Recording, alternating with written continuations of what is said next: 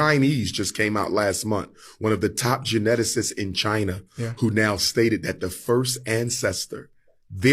ancestor in China was an African, and every Chinese carries the DNA. The East Indians have already done this. Mexicans have done it. So you mean to tell me the people in the diaspora who look the most like the African American, you have nothing to do with Africa genetically. It's ridiculous. But we have to look at the mentality behind that. Yeah. Nobody wants to be on a losing team. True. And until African people start winning globally, nobody wants to be a part of us. This is why you have Spanish-speaking Africans in the Caribbean who will call themselves Latino or Hispanic. They're Africans, but who wants to be part of a losing team? It's just like when you go throughout Africa, it's not, I still run across Africans who will tell you I'm French, I'm British. You understand? Because nobody wants to be part of a losing team. Yeah. But the minute African people get our situation back in order, everybody who don't want to be black will proudly return to the race. We have to give them something to be proud of. The Honorable Marcus Garvey said, the white man has made being black a curse. I'm going to make being black a blessing. He said we have to sell being African back to the African.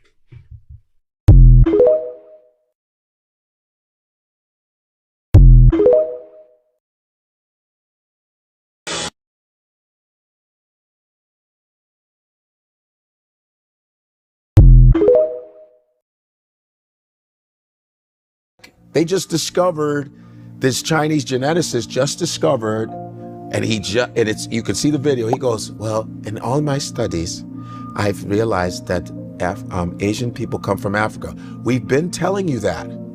We've been telling you that. But, you know, it's us saying it. He goes, and they come from, Asians come from the Xhosa. You know the Xhosa? That's an X. That's an X when they do. That's an X. That's down South Africa. So they look like black Chinese people. Yeah. They discovered. They say we are from the southern. Did you see what Mandela looked like? He looked like a Chinese black man. You see his eyes? Yeah. We have the right to understand. Remember, he looked like a Chinese. The Khoisan people, if you look up the San people, they're the oldest people. But then they discover in England, they said, we are going to go and discover the oldest living person. He's a black dude. Did you know that? Have you heard of the Cheeseboro Man? I did not know. The Cheeseboro Man is a black fossil they found, and the British people are like, no, bullshit. No, it's a black dude. We were here before you. You don't think we walked around? You don't think we're like, hey man, let's go over there? I don't think they sounded like that. But. That sounded more like Eddie Murphy. Welcome back to the channel, guys. If this is the first time you're tuning in, subscribe, like, comment, and share. And in this video today, we are going to be diving deep into the Chinese DNA history, East, West, North, and South. In fact, these people are literally finding out another side that they have literally never recognized before. And a lot of them are shocked. A lot of them are surprised. A lot of them are saying this is actually impossible. But I keep telling you, before you become a racist, trace your roots, trace your DNA, okay? Do what you know how to do best for you to be sure that this thing you're about to do, you don't have anything engaged with it. See, I'm not surprised that some of these Chinese are angry after finding out about their DNA, or they are raging after finding out about their DNA, because a lot of them want to identify with white skin so much. But I'm happy that their own folks, the same Chinese person, is the same person that went into his laboratory and did all of the research and the DNA, and a lot of them are surprised. But welcome back to the channel. Subscribe, like, comment, and share. And guys, let's dive right into this video. I'll be back with commentaries. Let's go watch, guys. There was a family that immigrated here from China, the Dong family. They wound up in California, and the laws at that time prevented them from renting or buying a home because of the racist laws that took place. There was a black family that also lived in the same area, Gus and Emma, and they were actually originally from Kentucky, born into slavery, ended up being successful in real estate, moved to California, and they had done well for themselves, so they owned some property. So they were the only property owners that would allow the Dong family to rent from them. not only did they allow them to rent from them, but they also put in a clause to where they could eventually buy the home as well. And that's exactly what they did. So the Dong family ended up buying the home because of the stability of their home. They ended up being successful and did well for themselves. So fast forward to current times, maybe a year or two ago, obviously Emma and Gus have passed away. The Dong family still owns this home and the apartment building next to it. They decided to sell the home where they live. So the Dong family, they were the first Asian immigrants to own a property in Coronado, California. Okay. All right. So high property value in that area. So they decide we're going to sell this home, and this home is appraised for around $5 million. Okay. So they said, we're going to sell the home, and we want the descendants of Emma and Gus to come, and we want to meet them. We want to show them the home that their great-great-grandparents owned and tell them the story. And then we're also going to donate every single penny of this $5 million to create a Black Resource Center at San Diego State University. Oh, wow. Yeah. That was dope to me because race relations between Black Americans and Asians aren't always the best. You always hear stories about conflict there as well. But just the history, and for that to take place during that time where, I mean, it really meant something. Now, being an ally and being unified is a little easier. Back then, not so much. You're really putting your life on the line doing stuff like that. We are from here. We are indigenous to the Americas. The reason why I say that is because Black Americans, 40 to 45% of their mothers were of the L2A haplogroup. Guess what? Those who have DNA who are tied to the American Indians of the Eastern Woodland Kingdoms, well, their L2A haplogroup is 35 to 45%. Right? So 35 to 45% of the Eastern Woodland Indians and 40 to 45% of Black Americans share the same mothers. Now, remember, I said it's the DNA of the Eastern Woodland Kingdom because we can't call that Native American DNA because Native American haplogroups are A, B, C, D, and X. And within the Eastern Woodland Kingdoms, that A, B, C, D, and X combined is less than 5%. So Native American has no claims on the people within the Eastern Woodland Kingdoms. So that shows you at the very least that the Eastern Woodland Kingdoms have Black American DNA, have our DNA in an overwhelmingly capacity. Chinese people have been up to fuck shit, so here I am. People in China have posted videos of themselves physically abusing Black dolls. Like, it's normal behavior, and they're just like, oh, this is what I do after a stressful day at work. Are you out of your mind? What have Black people ever done to you? Have you ever met one? Have you ever met one and not acted like a complete weirdo around them? Have you actually ever had a Black friend? Probably not. But today I wanted to talk about where a lot of the anti-Blackness in Chinese culture comes from, specifically Chinese. First, there's our language. The way we talk about the sun and going out in the sun.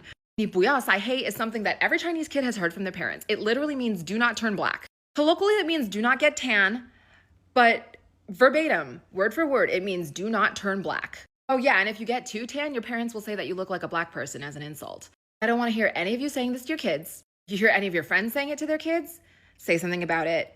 If your parents say it to you, say something about it. We can talk about protecting our skin from harmful UVA and UVB rays without resorting to racism.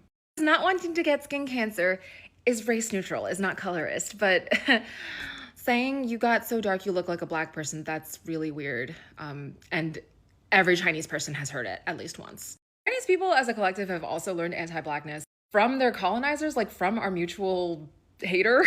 They think that shitting on Black people will somehow make them whiter. I hear Chinese people in China and in the US just parroting the most harmful stereotypes that white people had just made up about Black people. When white people aren't even saying those things anymore, they have learned neoliberalism. They have learned to say, I don't see color. They've learned to hide their racism at least a little better. And then Chinese people are out here doing the work for white people. Thought we were done with the century of humiliation. What are you guys doing?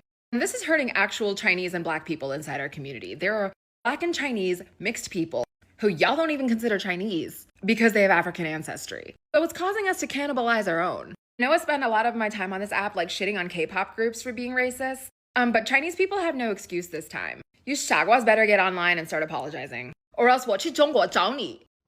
Correct, and I've never denied that on this page. In fact, I've talked about the melanated indigenous tribes of China several times, and I can list them.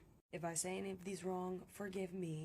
My native tongue is a secondary language to me because I was displaced, something the natives love to shit on me for. But we have the Li, and they come from Austroasiatic and Austronesian people, dark-skinned, curly-haired. The Wulong, who were dark-skinned because of their coastal existence, predating the Han and Dai expansions. The Dai, who were described as having deep bronze and dark brown skin. The Shi and ancient Yue, who are found where I'm from, Guangdong, southern China. Guangzhou, Shenzhen. Remember that video I made, like, why are the people darker down here? Figured that out. In Guangxi, some Yao subgroups still to this day have melanated complexions. And the Andamanic and Proto-Austronesian ghost lineages which existed in places that are no longer considered China.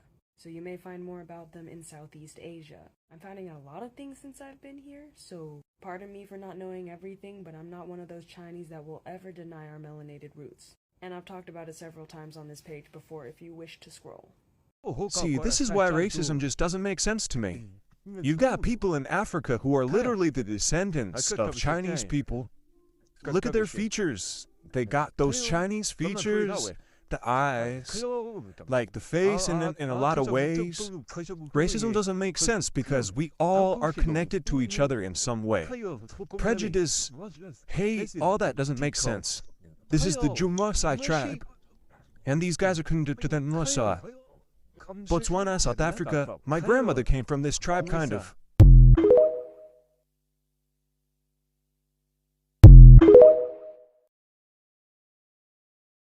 Whether they're European or whether they're Asian, like me, we're actually mutants of the dark-skinned people. One more important piece of the puzzle was found in 2005, when cancer researcher Keith Chang was studying the black and white stripes of zebrafish. There are a lot of zebrafish in my laboratory because I'm a geneticist and I study how mutations occur, which is how cancer occurs, and I use pigmentation to detect those mutations. By chance, the light skin-colored fish that I used for that research also taught us a lot about how Europeans, how humans became lighter skinned. What Professor Chang discovered 我走，跟你走，你们对，我也到那看钓鱼去。行，那你带我走。哎，可以。那出发。走。哎呦我的妈！背起我的小鱼干，一起来到小河边，装上我的小马扎，一手就是一整天，装上我的小船儿，轻轻一跑到钓点。 我钓的不是鱼，是想陪在你身边。Oh la la, oh la la, oh la la. The light-skinned zebrafish were all diminished, and the same thing happened in humans. When I opened the textbook and saw that same thing, I began to see. Not only did light-skinned people evolve from black-skinned people, but lighter-skinned people, whether they're European or whether they're Asian, like me, were actually mutants of the dark-skinned people. This was remarkable because we had only inferred on the basis of circumstantial evidence that this must have occurred in evolution, but we didn't have any concrete genetic evidence. Now we do. China and Japan had black kings and dark-skinned women queens. Before they bleached the bloodline of the Meiji dynasty, you had the Kuru, the black kings. Yeah, look it up. Kuru means black, means king. Same word they use now for the black paint, it used to mean us. Ever heard of the Jomon? People with thick hair, dark skin and broad faces? They were the original islanders. Every archaeologist worth their student loan knows it. The bones don't lie, but the university paychecks do. Check the Toko University digs. They literally found Afro-texture hair impressions in ancient pottery. Receipts, baby. Then you add the Satsuma and the Ryukyu, nobles down in Okinawa. Darker than half your cousins on the funeral day in July. They traded with Africa and Indonesia before Europe could even spell ship. You want sources? Look at the Portuguese travel logs from the 1500s. They describe the rulers as brown and tattooed like Moors. And don't get me started on the black Buddhist monks coming from Sri Lanka and India. They're the ones who taught martial arts in China before Bruce Lee, the great master, could even became a thesis topic. Shaolin didn't start with no pale-balled action kung fu movies. Go look up the Bodhi drama. He ain't white, he ain't this Asian. That man looked like he eat fufu for breakfast before they painted everybody pale and pretended we ain't never exist. The rulers of the East look more like your aunties and uncles after a hot summer day. These were the Joman queens, Shang kings, Okinawa sea lords, black shogun, the Moorish monarchs who ran the Silk Road before silk even had a price tag. But then the Meiji boys got insecure. China started bleaching its history books. The Mongols got whitewashed like they dropping a bucket full of baby powder. Everybody want to act like Asia been pale since Shah Dynasty. Lies. Before the erasure, Europeans were still writing about black nobles in Japan, calling them Moorish Asiatics, and drawing them with afros, broad noses, and rural kimonos. This is our history. Follow for more. Instagram Fuel for the Body, TikTok, Ibrahim Asim. Want to speak to university, just DM me. Or if you want me to speak life to you while my chef ass cooks for you, DM me as well. I travel worldwide. 我走，跟你走，你们这对，个我也到那看钓鱼去。行，那你带我走。哎，可以。那出发。好。这一支战队。战队。Do you remember when I posted the first video of the black Chinese guy? Well, now this is another video of the black Chinese guy, and in the video he is with his friends. I have been trying to bring awareness about the black Chinese people, right? So now this is another video of him. I want you to go back and watch the first video I posted, and then I watch this video which I just posted. Now, what did you notice in both videos? One thing for sure we can't deny in both videos is that the guy is a Chinese guy. Also, the guy is a black guy. It's confusing, right? I know. When I was doing this research and I first come across this guy's video, I was so confused, but stick with me. It turns out he is not the only black Chinese guy. Actually, there are many of them, but due to some things, circumstances, which I can't mention in this video, because I remember when I posted the first video, TikTok is trying to ban my account. But I have many videos of the black Chinese guy and some other black Chinese people, which I will be posting in this my account and in my backup account, because this account TikTok wants to ban the account because I post videos like this. So if you are interested about seeing the videos and learning, you can follow my backup account. I'll tag it down below. People are still confused.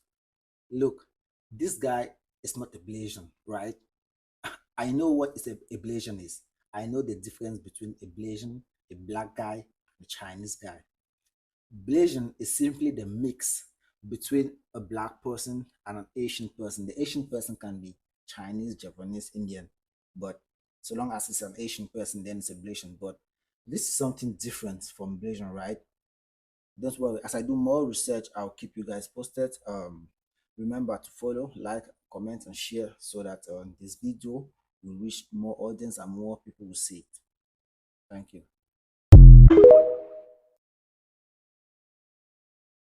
The history of the Chinese people is very long and diverse, stretching back thousands of years in East Asia, particularly in what is now China.